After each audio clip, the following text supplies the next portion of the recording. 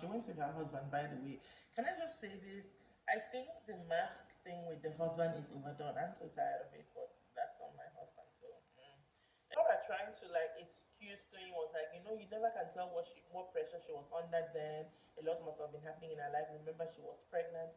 And then Chioma goes, was she? I was like, hey, I have seen this happen before in a show and it did not end well. Like, how are you questioning someone's pregnancy? Which I'm like, kudos for her for mentioning that, like owning that, because most of us will walk around like, no, I wish them happiness.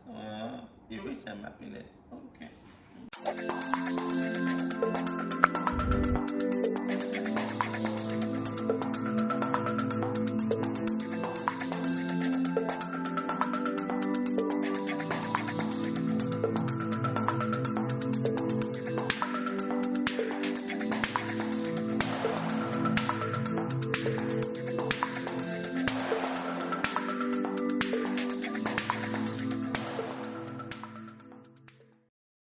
Hello, welcome to Rants of Naija, Chic. It is another episode of Real Housewives of Lagos, this time around episode 3. If you've not watched my previous reviews of episodes 1 and 2, check the description, it's going to be linked below. If you are watching on Facebook, just go through my page, you're going to see episodes 1 and 2, but let's get right into it.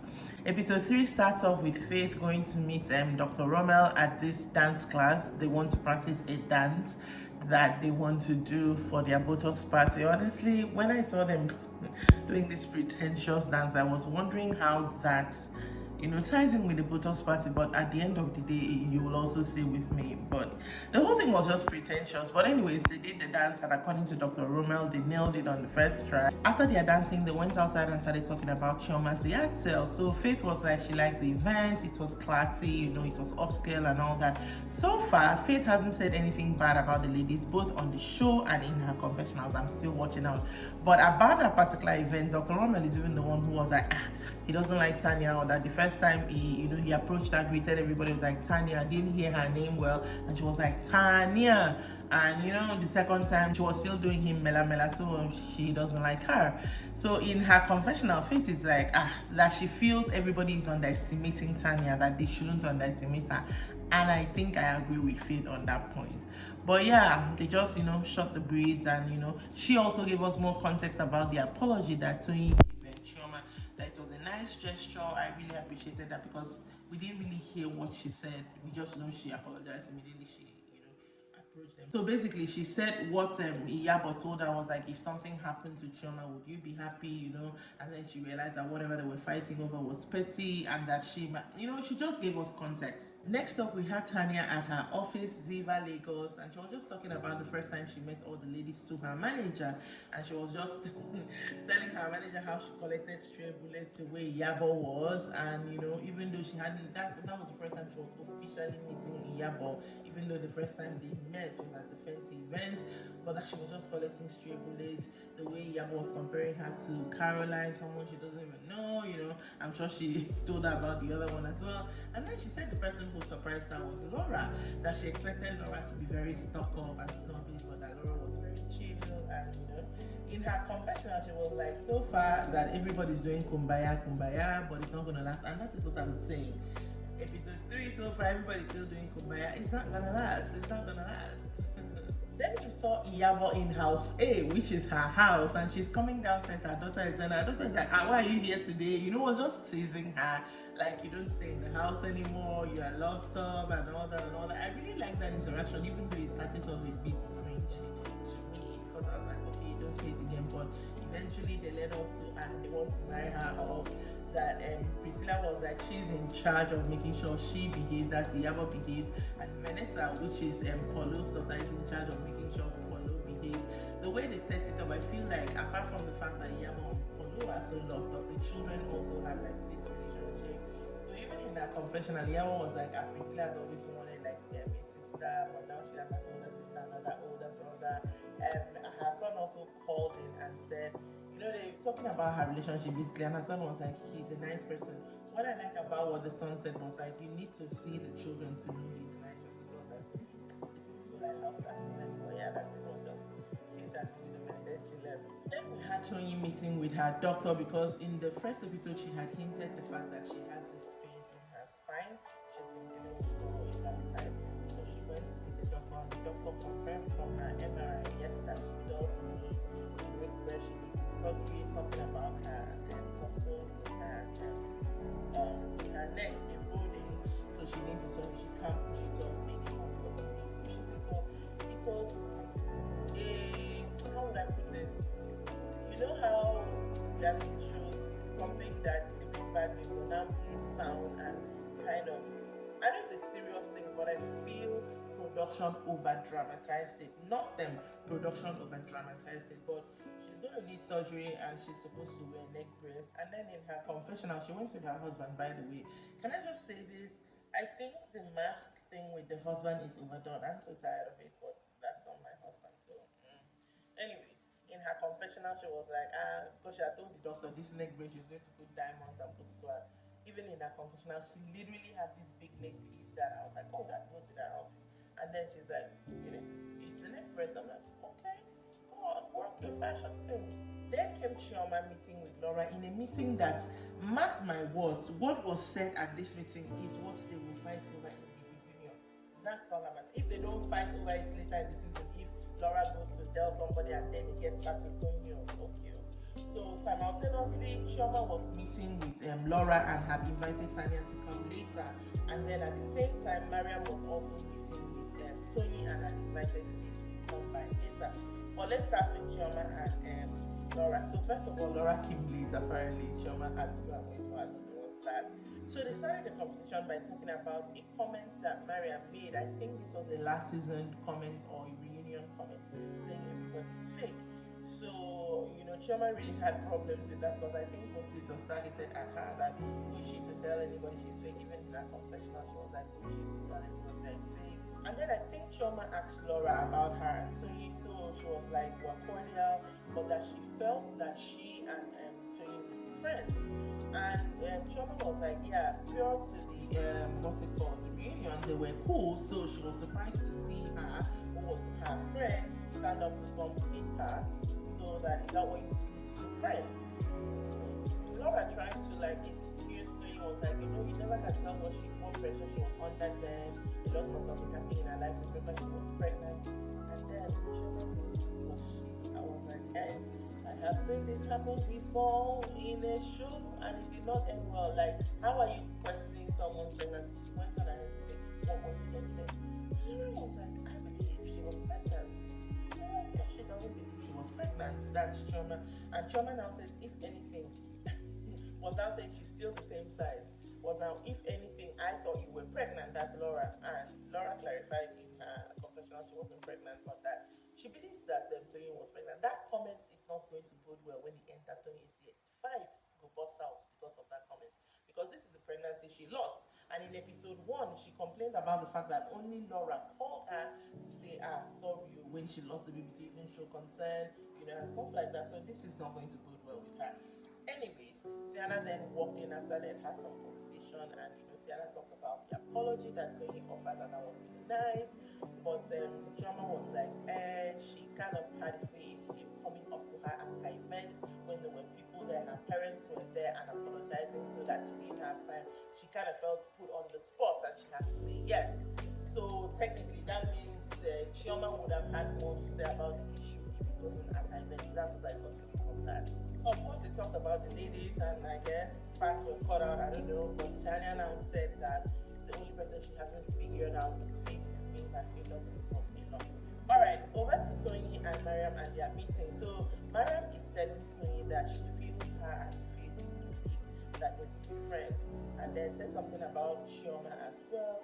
And Toyin is like, is it Chioma that said that somebody was a client, not a friend, that you want me to call a friend? That in fact, she's in her confessional, she was like, she and Chioma are acquaintances, which I understand with her. And she made one valid point. She told Mariam, if I have a problem in the night, is it Chioma or call? I think that's how you determine your friend, who is the first person that comes in your mind if you have a problem. So it's like, is it Chioma or call? Again, I don't think Chioma, when she eventually hears it, should feel a type of ways about it, but I don't know, it is what it is. She basically started this whole, you're not my friend, you're a client, or you're just somebody I know, I meet at social events, so she shouldn't have a problem with this. Then Faith came in and Toyin was just trying to say, whatever they say about me, you know, you have to meet me for me, basically. So Faith was like, as someone who is used to being prejudged before people meet her, that she doesn't do that to people, she's basically going to react to you based on what she sees in you.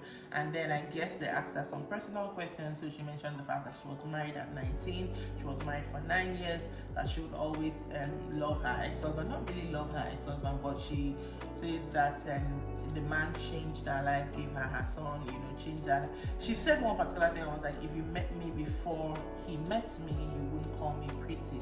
So definitely we all know what she's alluding to. The man upgraded her life and she's always going to be grateful for that. So, you know, that he recently got remarried, and Mariam was like, how do you feel about that? She said it's cool. Mariam was like, no, that she's that kind of person that when she leaves you, she doesn't want you to be happy, she wants to be happy. Which I'm like, kudos for her for mentioning that, like owning that, because most of us walk around like, no, I wish them happiness. You wish them happiness. Okay. Then we headed over to Miriam's house where she had a Sunday brunch.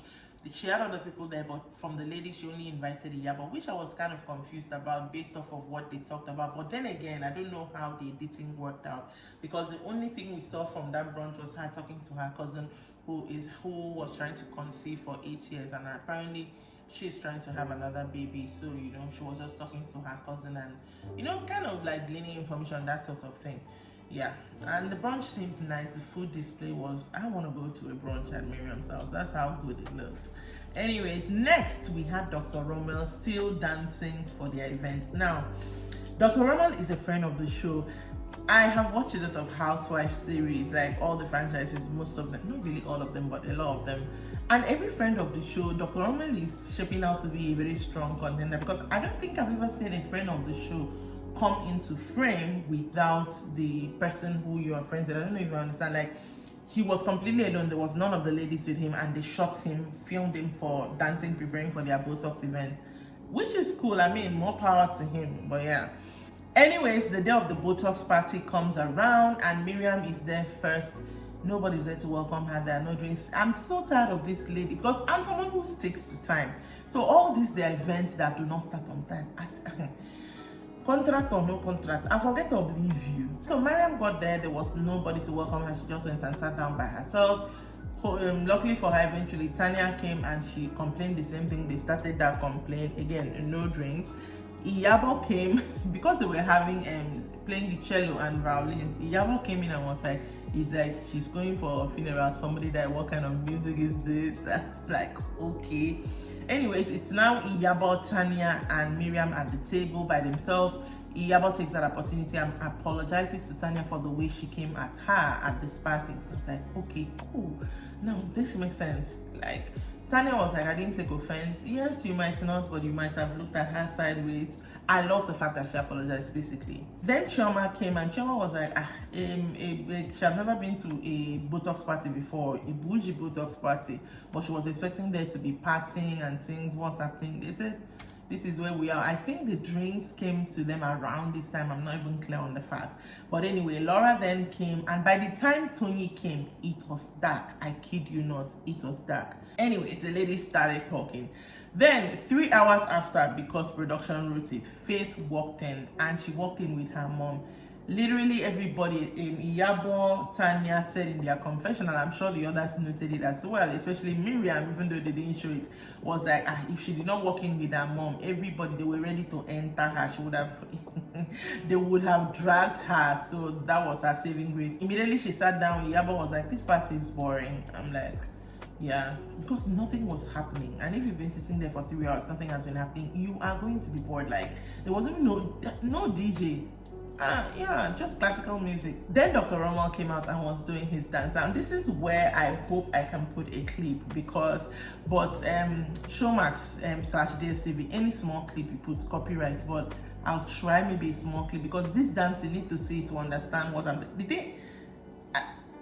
you need to see it to understand. It was very funny, but they started laughing. It was entertaining basically, but it was just like, I don't know how to say crying. But anyways, everybody laughed. In their confessionals, Toyin was like, this Dr. Romal is a case. I have friends that are like him, but his own is a special case. Chioma was like, he's so cute. I don't know if he knows how cute he is in his small package. They loved it. They said, hey, finally party has started. So he did his own number and then walked up to Faith. Faith came and they did the waltz. I'm guessing that's what they were trying to go for. And then, you know, that ended. And then everybody moved inside. Faith introduced the Botox party and then brought him out. Now, he is so bougie. Like when he came out to do Botox, he had his doctor's coat quite alright, but behind him carrying his tools, he had this shirtless man carrying his tools, and then the other girl very nicely dressed. You know, they dropped it. He had a model come up and he injected Botox. You know, talked about it live and injected live there. When he was like, anybody wants a free Botox? I don't know what their situation is, who is paying for this, because Faith was like, no, Laura, you've been to a doctor recently, they cannot touch your face. But at the same time, in the confessional, doctor was saying that the only contribution Faith did to this party was her coming to the rehearsal and doing that waltz, that at this point, he can like to call it Dr. Rommel's bougie Botox party. So I'm like, is that a player trying to say she didn't contribute money? Is that why she was trying to stop Laura from coming up to get a free Botox? Because even as Laura was coming up, they kept production, they did this sound chain, like is money going kind of. So I'm like, I don't know. They'll do the money sound show Faith. Laura Shah still got a little bit of Botox in her forehead, and then everybody started dancing with Dr. Rommel, and then that's where everything ended. Now, episode 4 is coming out on Friday, and I think there are going to be fireworks from what I saw coming up next, but I do not want to spoil it for you, so you just have to wait and see. Make sure that you are subscribed to this channel. Make sure that you are following, not just liking the Facebook page. Make sure you comment, make sure you share. Most importantly, that share part is very, very important. And I'll see you on the next one. Bye.